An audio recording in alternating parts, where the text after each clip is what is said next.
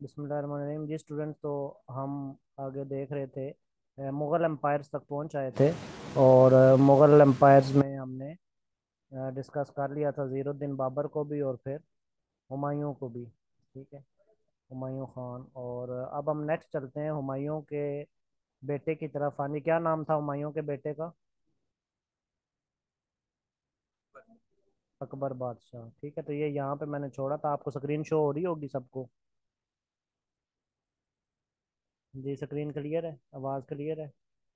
Start करें? चलें ठीक है। तो अकबर बादशाह पे मैंने छोड़ा था। अकबर आ जाता है जी सल्तनत में।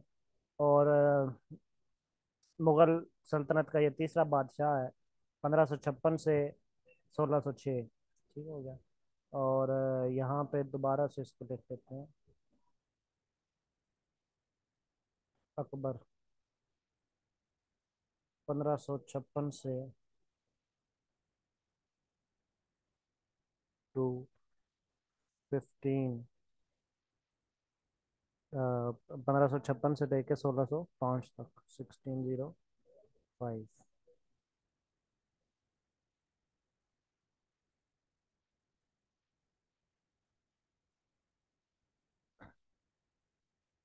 अच्छा जी, अकबर बादशाह आ गया अब तख्त पर। ठीक हो गया। अब क्या हुआ कि जो एक फिर लड़ाई हुई पानीपत पर के मकाम पर, जिसको पानीपत दोयम कहा जाता है। ठीक हो गया, पानीपत दोयम। ठीक है। तो ये जो है ना, हुमायूं ने ही, वैसे इसमें हुमायूं में ही लिखें, वैसे तब अकबर बादशाह भी आ गया था, लेकिन ये हुमायूं ने ही शिकस्त दी थी किसको? हिमू चंद्रा बकाल को। और ये पानीपत दोयम लिख लें हुमायूं के उस एमसीक्यूज में। ठीक है, इसे पानीपत दोयम भी कहा जाता है। पानीपत वन जो है उसमें आपको पता है बाबर ने शिकस्त दी थी इब्राहिम लोदी को। ठीक है, 1526 में। ठीक है। और ये पानीपत दोयम कहलाती है जिसमें हुमायूं ने शिकस्त दी हिमू चंद्रा बकाल को। ठीक हो गया। अच्छा, उसके बाद अब अकबर आ गया। और अकबर ने सबसे पहला काम क्या किया कि अकबर जो है वो एक नया दीन लेके सामने आ गया, जिसको दीन इलाही या दीन अकबरी का नाम दिया गया। ठीक हो गया, दीन इलाही या दीन अकबरी। तो अकबर इन्वेंटेड दीन इलाही और दीन अकबरी के नाम से इसे जाना जाता है। अब ये क्या दीन था? शुरू में भी जो है ना वो मैंने बताया था कि यहाँ पे कुछ ऐसी कौमें आबाद थी कि जो अल्लाह ताला को नहीं मानती थी। ठीक हो गया। यानी कि वो कहती थी अल्लाह नहीं है, बस इंसान खुद ही अपनी तख्लीक आप है। ठीक हो गया।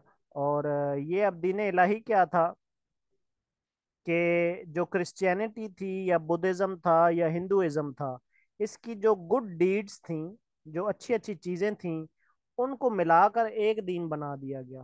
ठीक है, यानी कि इसमें गॉड पे फोकस करने की बजाय कुछ अच्छी बातें क्रिश्चियनिटी में थी, कुछ अच्छी बातें अकबर को बुद्धिज्म में लगी, कुछ अच्छी बातें हिंदुइज्म में लगी, कुछ अच्छी बातें जो हैं वो जो है वो इस्लाम में लगी। उन सब को मिलाकर, उनकी जो गुड डीड्स थी उनको मिलाकर एक दीन बना दिया गया। ठीक हो गया, यानी कि डिस्क्रिमिनेशन जो है वो रिमूव कर दी गई और सिर्फ एक दीन बना दिया गया जिसको दीन इलाही का नाम दिया गया। ठीक हो गया। और अब क्या हुआ कि पीपल वर स्टार्टेड एम्बेरसिंग, उनको एम्बेरसमेंट स्टार्ट हो गई। लेकिन यहाँ पे तीन किस्म के लोग सामने आए।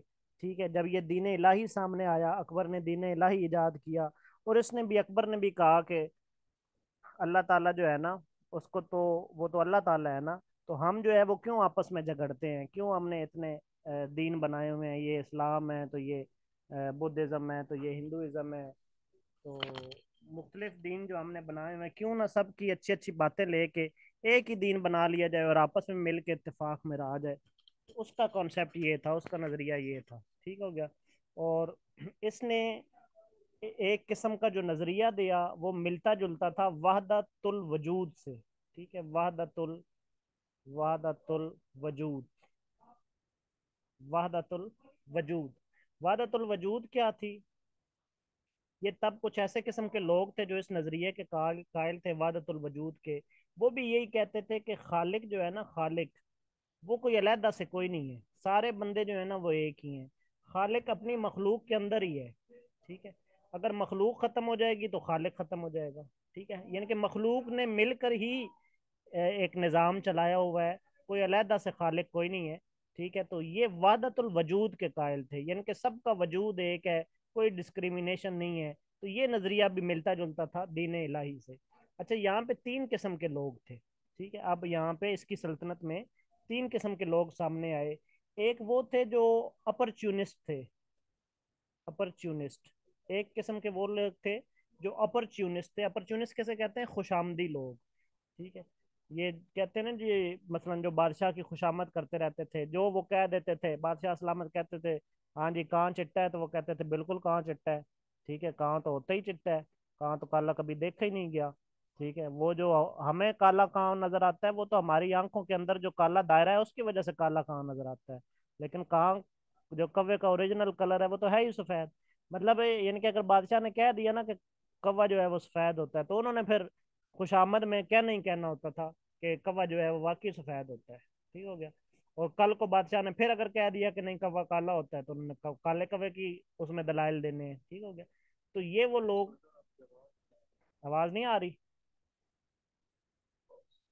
आवाज नहीं आ रही मेरी? अच्छा।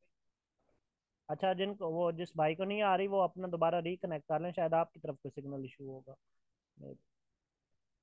अच्छा, ये क्या है? ये वो लोग थे जो अपॉर्चुनिस्ट थे, जिन्होंने दीन इलाही या दीन अकबरी कबूल तो किया लेकिन खुशामद से किया। ठीक है, यानी कि ये तो खुशामदी थे ना, बादशाह ने कह दिया ये है तो उन्होंने कहा ये है। ठीक है। अच्छा, कुछ वो लोग थे जो फियरिस्ट थे। ठीक है, अपॉर्चुनिस्ट थे, या कुछ वो लोग थे जो फियरिस्ट थे, जिन्होंने इस नजरिए को कबूल किया। ठीक है, लेकिन कैसे किया? डर की वजह से, बादशाह का डर था। तो बादशाह से इन्फ्लुएंस होके, बादशाह के डर की वजह से कि अगर हमने ना बादशाह की बात मानी तो हमें कत्ल कर देगा। ठीक हो गया। अच्छा, तीसरे किस्म के लोग जो थे वो यहाँ पे वादतुल वजूद के कायल थे ऑलरेडी। वह ऊपर मैंने एक्सप्लेन कर दिया वादतुल वजूद क्या है। ये जो वादतुल वजूद के लोग थे, इन्होंने ये दिल से कबूल किया। ठीक है, ये जो दीन अकबरी था या दीन इलाही था, ये बाय हार्ट किसने कबूल किया? वादतुल वजूद, यानी कि एक होता है ना दिल से तस्लीम करना, क्योंकि इनके तो मुताबिक बात थी। तो ये बाय हार्ट तस्लीम किया वादतुल वजूद वालों ने। लेकिन कुछ लोग थे जिन्होंने फियरिस्ट, जो कि फियरिस्ट कहलाए, जिन्होंने खौफ से तस्लीम किया, और कुछ लोग जो है वो अपरच्यूनिस्ट थे, तस्लीम सब ने कर लिया। ठीक हो गया। अच्छा, अब क्या हुआ? अब ऐसा होता है कि यहाँ पे ना बादशाह अकबर के दौर में, ठीक है, बादशाह अकबर के दौर में एक ये जो अपॉर्चुनिस्ट हैं इनमें से एक भाई था जिसका नाम था ताजुल आरफीन। ठीक है,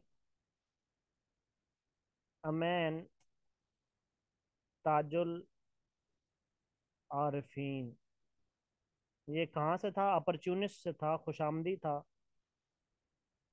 ये बादशाह को जो है ना वो जिले इलाही कहता था। ठीक है, बादशाह को क्या कहता था? जिले इलाही। तो पहली दफा जिले इलाही का जो लफज है वो बादशाह अकबर के लिए यूज किया गया। जिले इलाही, इसका मतलब क्या होता है? ठीक है, यूज्ड द टाइटल ऑफ जिले इलाही for Akbar, for king Akbar. तो इसने पहली दफा अकबर के लिए जिले इलाही का वर्ड यूज किया। जिले इलाही का मतलब होता है शेडो ऑफ गॉड। ठीक है, शेडो ऑफ गॉड। अच्छा, अब क्या हुआ कि बादशाह के दौर में जो अकबर है, इसने थोड़े से इसके गलत काम भी थे। गलत काम ये थे कि इसने वाइन जो है उसकी खुलेआम परमिशन दे दी। ठीक है, इसी तरह सूद की परमिशन दे दी, इंटरेस्ट की। और तभी तो आगे जाके फिर मुसलमानों का जवाल शुरू हो जाता है। ठीक है, इसने इंटरेस्ट की परमिशन दे दी, वाइन की परमिशन दे दी, गैम्बलिंग की परमिशन दे दी। ठीक हो गया, गैम्बलिंग जो है ना जुएबाजी, उसकी परमिशन दे दी। और ये बादशाह अकबर जो है ना रिलीजन का भी बड़ा मजाक उड़ाता था, तारीख में है कि ये रिलीजन का मजाक उड़ाता था। और नमाज का, रोज़े का, सम टाइम अजान का। बल्कि जो बादशाह अकबर का दरबार है, बादशाह अकबर के दरबार में अजान देने पर पाबंदी थी। ठीक है, अजान देने पर पाबंदी थी अकबर के दरबार में। ठीक हो गया। अच्छा, फिर यहाँ से कुछ और लोग भी थे, ठीक है, सब कॉन्टिनेंट में, जो कि बादशाह अकबर के इस दीन से मुत्तफिक थे। ठीक है, जिसमें रामानंद और अमानंद थे। ठीक हो गया, लेकिन वो एक अलग डिटेल है, उनको मैं यहाँ पे डिस्कस नहीं करता। वो भी वननेस ऑफ गॉड के कायल थे। ठीक है, यानी कि वादनियत के, वादतुल वजूद के कायल थे। वादतुल वजूद मतलब मैंने आपको बता दिया है कि हर तख्लीक का खालिक जो है वो उसी के अंदर है। ठीक है, कोई अलहदा से खालिक कोई नहीं है, वो वादतुल, यानी कि तख्लीक भी वही है, खालिक भी वही है, उसको कहते हैं वादतुल वजूद। ठीक हो गया। अच्छा, और फिर यहाँ पे एक मूवमेंट स्टार्ट हुई बादशाह अकबर के दौर में, जैसे कहते हैं भक्ति मूवमेंट। भक्ति मूवमेंट किसके दौर में स्टार्ट हुई? अकबर के दौर में। भक्ति मूवमेंट, मूवमेंट असल में ये मूवमेंट भी चल तो पहले से ही रही थी, लेकिन जब बादशाह ने दिन अकबरी को ऐलान किया और सामने ले आया, तो ये भक्ति मूवमेंट ने और जोर पकड़ लिया। ये बेसिकली भक्ति मूवमेंट जो है वो रामानंद और अमानंद ने स्टार्ट की थी। वैसे ये सिखों के बड़े थे अभी, बल्कि जो गुरु नानक है वो भी इन्हीं के लड़ में से है। ठीक है, रामानंद एंड अमानंद, इन्होंने स्टार्ट की भक्ति मूवमेंट। ठीक है, ये मैंने भक्ति लिख दिया है, ये भक्ति है, सॉरी, एफ की जगह जी लिखना है आपने, भक्ति मूवमेंट। ठीक हो गया, रामानंद और रामानंद ने स्टार्ट किया। अब ये मूवमेंट क्या थी, भक्ति मूवमेंट? भक्ति मूवमेंट जो है ना, वो भी बेसिकली एक तरह की क्या नाम है, मोहब्बत की मूवमेंट कहलाती है। ठीक है, वो कहते हैं ना भाईचारे की मूवमेंट, मोहब्बत की मूवमेंट। ठीक हो गया। और मोहब्बत की मूवमेंट भी क्या होती है कि सब कुछ एक है। ठीक है, सब एक झंडे के नीचे आ जाओ, यानी कि ना कोई हिंदुइज्म रहे, ना कोई क्रिश्चियनिज्म रहे, ना कोई बुद्धिज्म रहे, ना कोई जो है वो क्या नाम है, इस्लाम रहे, सारे मिलके एक ही दीन बना लो। तो ये भी इसी से मिलती है, यानी कि आप देखें ना, अब तीन किस्म की चीजें बादशाह अकबर के दौर में बड़ी जो है वो कॉमन हो गई। तीन किस्म के जो नजरिए थे, तीन किस्म के जो लोग थे, उन सब के अकायद मिल गए आपस में। बादशाह अकबर यानी कि जो मुसलमानों की तरफ था, मुसलमानों की तरफ से था, उसने दीन अकबरी इजाद कर दिया। ठीक है, दीन इलाही इजाद कर दिया। फिर इससे मिलता जुलता कॉन्सेप्ट वादतुल वजूद का भी था।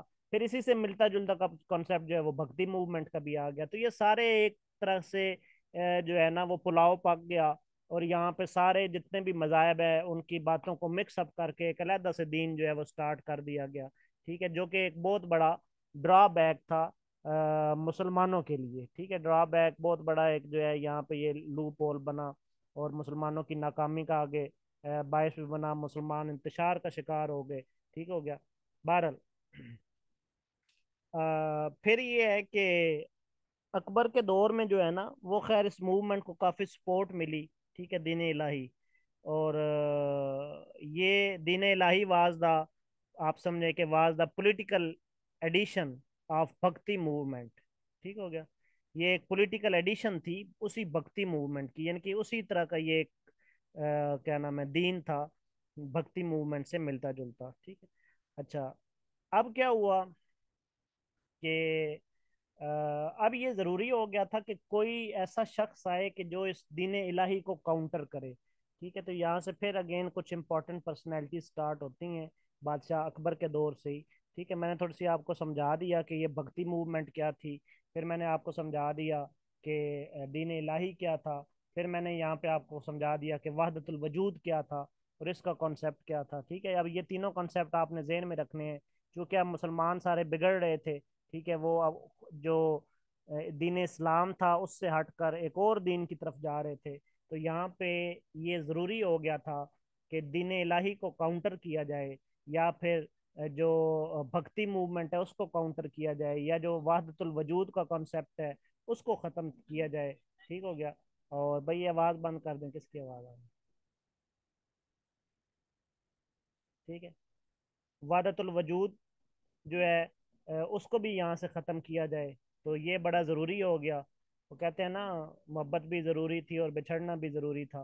ठीक है, तो दोनों चीज़ें ज़रूरी हो गई। और फिर यहाँ से उठा एक दीन मोहम्मद का सिपाही, ठीक है, जिसका नाम था शेख अहमद सरहिंदी, जिसने मुसलमानों का बेड़ा यहाँ से फिर उठाया। ठीक है, हालांकि उम्मीद नहीं थी, लेकिन यहाँ से एक दीन मोहम्मद का सिपाही उठा जिसका नाम है शेख। इसका भी एग्जाम में क्वेश्चन आते हैं। दो तीन जो है ना उलमाए किराम, उनके क्वेश्चन आते हैं। तो शेख के उनका क्या रोल है इस्लाम को बचाने में सब कॉन्टिनेंट में। शेख अहमद सरहिंदी, ये वैसे Sheikh Ahmad Sirhindi came to counter the Din इलाही,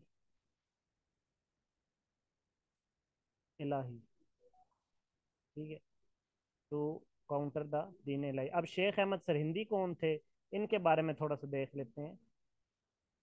शेख अहमद सरहिंदी, इनके बारे में एक दो लाइनें यहाँ पे लिख देते हैं।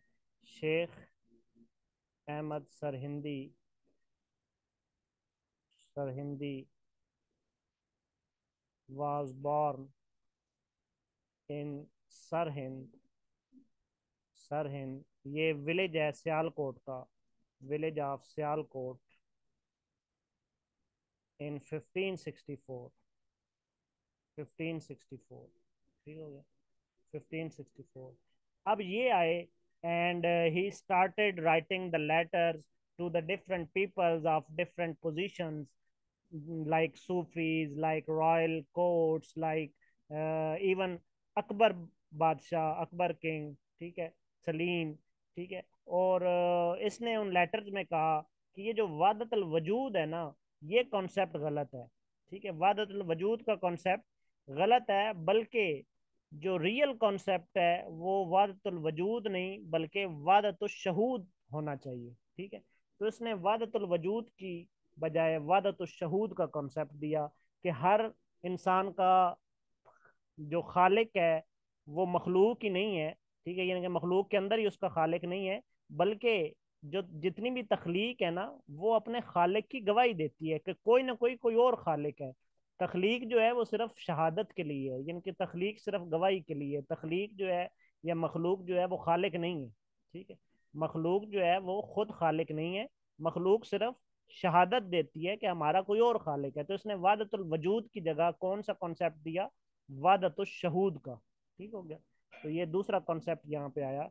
तो ही स्टार्टेड, ही मतलब शेख अहमद सरिंदी, शेख स्टार्टेड, ये जल्दी में ना स्पेलिंग थोड़े ऊपर नीचे हो जाते हैं, अब जिस तरह शेख के मैंने पहले गलत लिख दिए हैं, एच बी नहीं डाला उसमें, तो ये खुद ज़रा देख लिया करें। अच्छा, Sheikh started the Sheikh started writing, क्योंकि मैंने ज़बानी लिखना होता है तो सम टाइम देख के तो लिखना नहीं होता, तो स्पेलिंग ऊपर नीचे सम टाइम मिस्टेक हो भी सकती है। अच्छा, Sheikh writing letters to the people of different positions, ठीक है, and said that the concept of wadatul wadatul wajud is wrong, and the concept of wadatul wadatul shahud is right।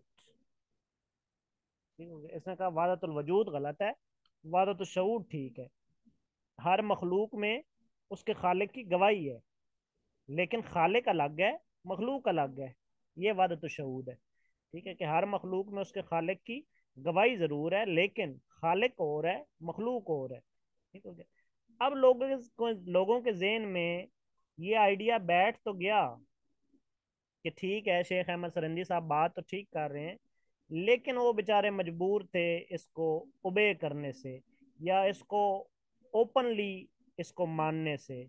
क्योंकि मैंने बताया कि जो तीनों लोग थे, कुछ उनमें फियरिस्ट थे, कुछ उनमें अपरच्यूनिस्ट थे, कुछ वैसे ही वादतुल वजूद के कायल थे।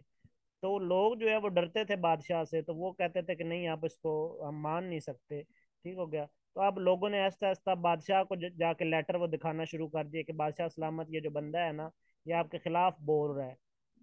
तो बादशाह ने कहा कि अच्छा, फिर बुलाया जाए उस बंदे को, कौन है बंदा जो मेरे खिलाफ इस तरीके से दीन इलाही को ख़त्म कर रहा है। उन्होंने कहा शेख अहमद सरिंदी साहब है। उन्होंने कहा बुलाया जाए शेख अहमद सरिंदी साहब को। बुलाया गया दरबार में। तो